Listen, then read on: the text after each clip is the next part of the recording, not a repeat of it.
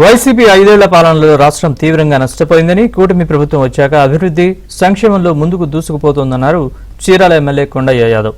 TDP కార్యాలయంలో ప్రభుత్వం మంజూరు చేసిన స్కూటీలు, ట్రైసైకిళ్లను దివ్యాంగులకు అందజేశారు. సొంత నిధులతో తోపుడు బండ్లు అందించారు. ఎమ్మెల్యే పుట్టినరోజు సందర్భంగా కేక్ కట్ చేశారు.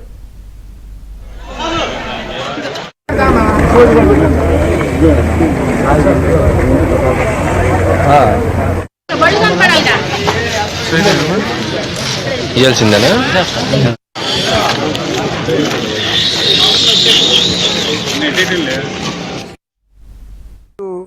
చీరాల పార్టీ ఆఫీస్ నుంచి 12 స్కూటీలు,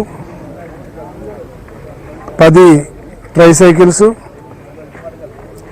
అలాగే వీల్ చైర్స్ ఒక 3 ఇవ్వడం జరిగింది.